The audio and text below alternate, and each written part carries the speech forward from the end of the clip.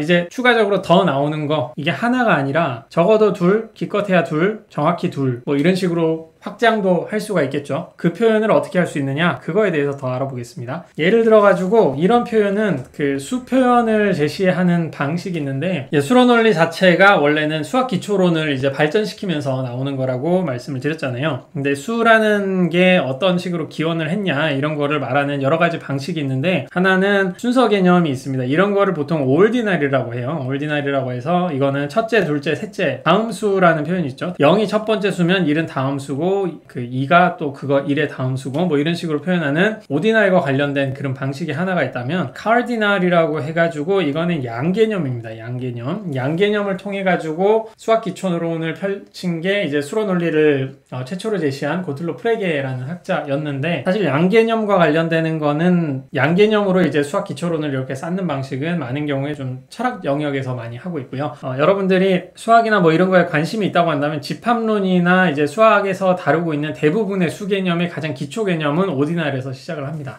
집합론의 약간 고급 집합론 책을 보시더라도 수 자체를 정의하는 방식이 이제 오디날에서 시작해가지고 카디날을 정의하는 방식으로 나가거든요. 근데 그까지는 뭐 아실 필요 없고, 여러분들이 아실 거는 수 개념을 표현하는 두 가지 방식이 있는데, 하나는 순서 개념을 가장 우선하는 방식이 하나가 있고, 다른 하나는 이제 양 개념을 우선하는 방식이 있다. 그래서 나중에 연습 문제 풀 때인데, 이런 SX라는 표현으로 X의 다음 수라는 함수가 있어요. 이 함수 표현을 통해 가지고 0이라는 개념을, 0이라는 거를 이제 A로 이렇게 정의 개념을 주고, A가 0이고 S의 A는 1이고 S의 A의 다음 수는 2다. 이런 식으로 이제 번역을 하는 방식이 있거든요. 이거는 오디날 개념입니다. 오디날 개념. 그리고 여기서 적어도 한 마리, 기껏해야 한 마리, 정확히 한 마리, 이런 식으로, 기껏해야 두 마리, 적어도 두 마리, 이런 식으로 한 마리, 두 마리, 세 마리 하는 거는 양 개념으로 표현을 하는 겁니다. 그런 식으로 이제 두 가지 방식의 번역하는 방식 알아두시면 좋겠다라는 거고요. 여기서는 이제 말이 몇 마리 있는가, 그 예시로 한번 볼게요. hx는 x는 말이다라고 이렇게 하면은 1번에서 4번까지는 이미 보신 걸 겁니다. 말이 존재하지 않는다라고 하는 거는 이렇게 부정을 쓰면 되죠. 말이 적어도 하나 존재한다에 부정을 쓰는 거고, 이게 양 개념에서의 0이 되는 거겠죠.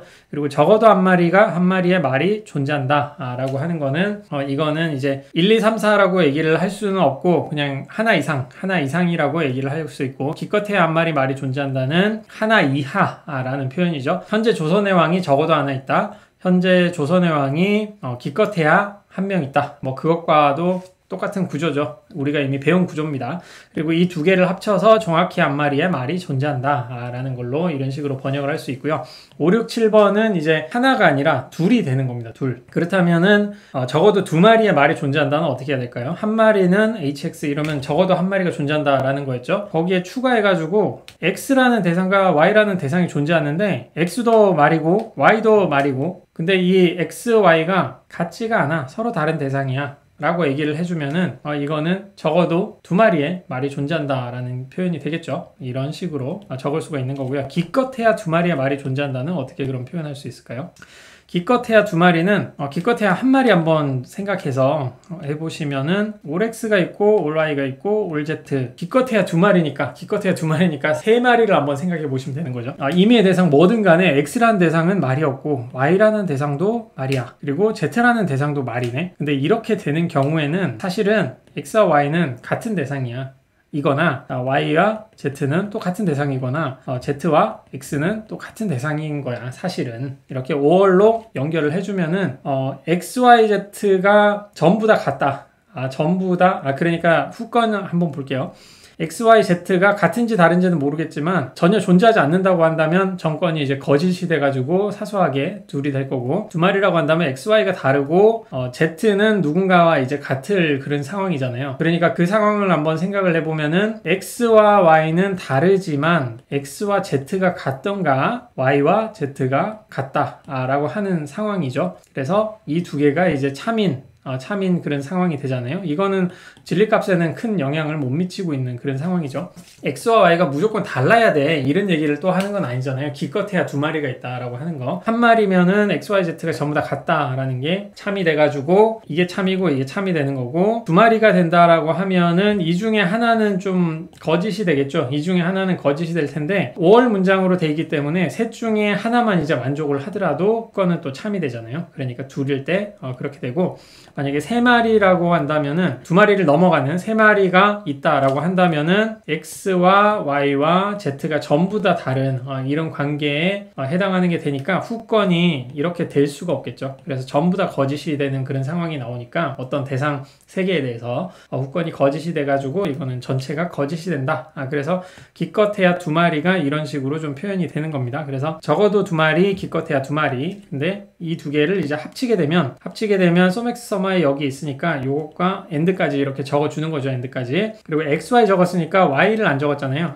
그 z를 안 적었잖아요. 그래서 all z에 대해서 그 z가 말이면 이제 그 xy에 관한 거는 여기에서 서로 다르다라는 걸 표현을 해줬으니까 남은 두 개만 이렇게 적어주면 되겠죠. 남은 두 개만 x와 z가 같고 y와 z가 같다라는 남은 두 개만 이렇게 조건문 형식으로 적어주시면 정확히 두 마리의 말이 존재한다라는 게 될 수 있습니다. 세 마리도 한번 여러분들이 연습 삼아 해보시기 바라고요. 그래서 이거는 꼭 보실 필요는 없는데 획기적인 정의라고 해서 0마리, 1마리, 2마리, 3마리 이런 거를 이런 식으로 좀 정의를 할 수가 있는 겁니다. 여기에 n에다가 5를 집어넣으면은 이런 식으로 적는 거예요. 그냥 아무것도 없다라고 하는 거를 양화사 밑에 그냥 0을 써가지고, 이게 표준적인 표기법은 아닙니다. 표준적인 표기법은 아니고 수를 양적으로 표현하는 거를 양화사를 써서 이제 표현하는 방식이기 때문에 이런 식으로 적어서 쓰는 그런 이론들이 있다는 거죠. 표준적인 건 아니니까 꼭 이걸 알아두시지 마시고 좀 흥미가 있으시면은 한 번씩 이렇게 보시기 바랍니다. 이런 식으로 보시면 되고요.